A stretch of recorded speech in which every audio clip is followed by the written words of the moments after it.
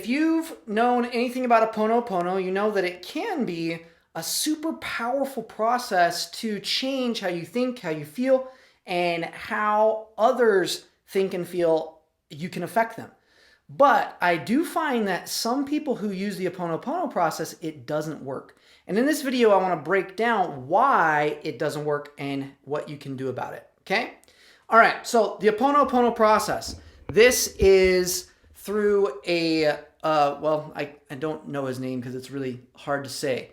But he's cool. Dr. Joe Vitale, he started to learn through this guy who is from Hawaii. And once he saw the power of this process, literally changed a huge segment of a hospital, an insane asylum type thing, where he never saw clients. He never worked on them personally. He would just work on himself. And as he did so, people started to recover and the rates skyrocketed of the recovery, and it's phenomenal. So if you haven't read that book, it's called Zero Limits, super good book. And I went through some trainings, some advanced trainings on Ho'oponopono. And as I was going through it, I couldn't help wonder, hearing the questions of the people going through, I thought, oh man, they're missing a critical piece. What this is like why it doesn't work. So what they teach is Ho'oponopono, it's all about love, forgiveness, gratitude, and tuning in and acceptance, which are all powerful frequencies. But what happens when someone's not getting results with it? Well, here's what happens. So the thank you, I love you, I'm sorry, please forgive me, can be powerful phrases. But what if those words, so around love and so forgive, so I love you, please forgive me, thank you, and sorry. These are the key things that you want to talk about. Now, the problem happens when in our past, if we've had negative experiences with any one of these words or phrases, the technique will not be as effective as it could be.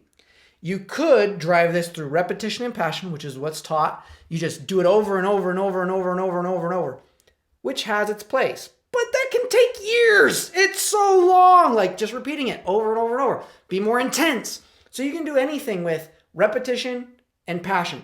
You increase the intensity, things will change. You increase the repetition, things will change. But that takes a lot of time. I don't like things that take a lot of time. So with this, the reason if you're not getting a result, let's say love. If you've had experience where love means hurt, betrayal, pain, maybe like sorrow, I have to give of self, sacrifice. Like these are all things that I learned that meant love. So I remember my mom, she came to me once and when I was little, and I remember there were always felt something off with my parents. And she comes up to me and she says, Tyler, I love you. But in that moment, I felt like they weren't telling me the full truth of something because they weren't communicating, they were arguing. So what I interpreted it as is love means you don't trust me to tell me the truth. Wow. So every time I heard the word love from then on out, and my mom said, I love you, my body actually created this chemical response, an allergic response to love. And now I became addicted to the feeling that no one trusts me enough to tell me the truth. So going through this process, if I'm always saying, I love you, that's why it was so hard for me to tell my wife when I first met her that I loved her, because I had such a negative definition tied to love. It was super painful for me.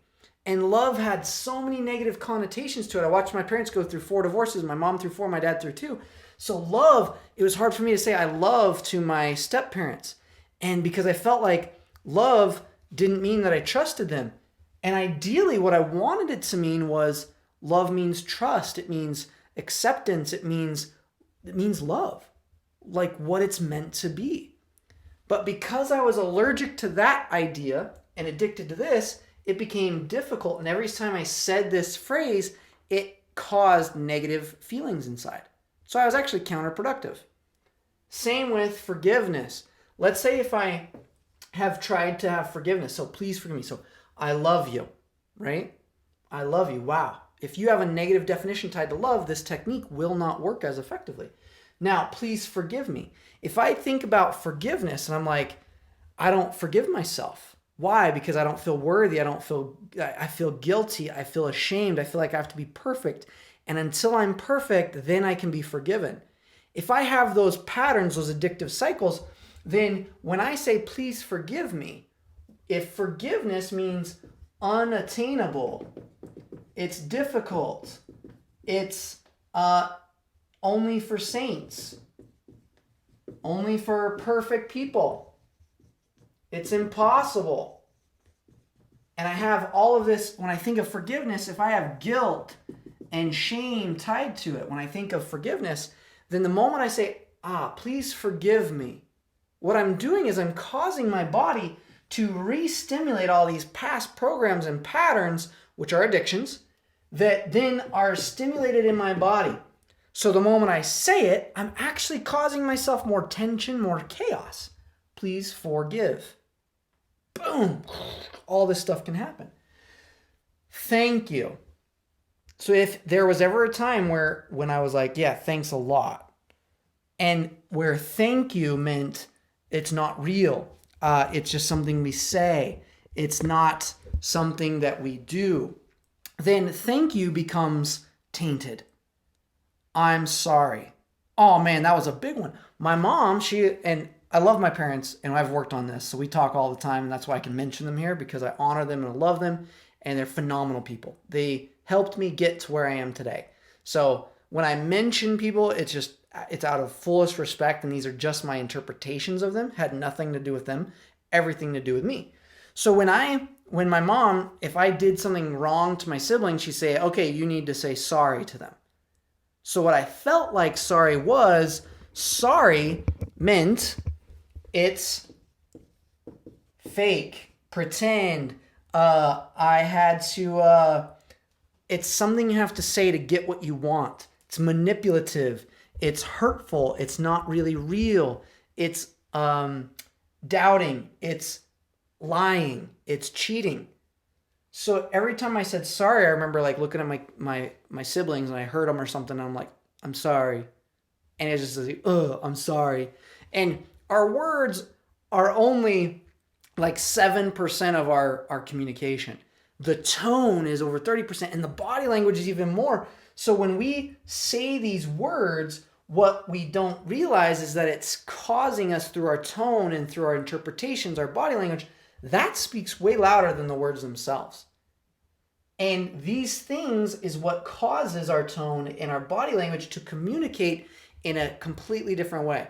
So if you're really wanting to utilize the Ho'oponopono process, you can learn how to redefine your definitions and align so that you can neutralize these fight-flight responses, these addictions, and create the definitions that you desire based on what you want to create, okay?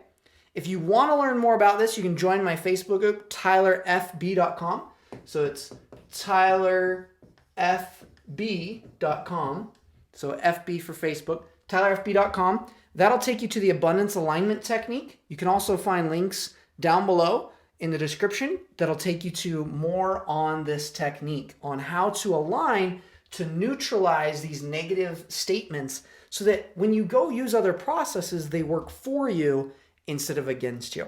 Make sense? Cool. So if you really want the Ho'oponopono to work, which is a phenomenal process, change your definitions, align to the highest form and frequencies of these words so that when you say, I love you, please forgive me, thank you, I'm sorry, that it actually works. If this is helpful, like and share this. I really appreciate your comments. As I'm starting up this YouTube channel, my goal is to just deliver, make sure that you get the most beneficial information as possible. If you want more, you can go to tylerfb.com. or check out my other YouTube videos, like, share, subscribe, do all that fun stuff. I want to thank you for being here, taking your time to learn, because if you're into this process of Ponopono, I know you're here to truly make a difference. And I appreciate you and honor you, and I do want to thank you with the highest form of the definition of what that means, because I know that you're truly here to make a difference. If you can make a difference in your life, you can make a difference in someone else's as well. Thanks for joining me. We'll see you in the next video.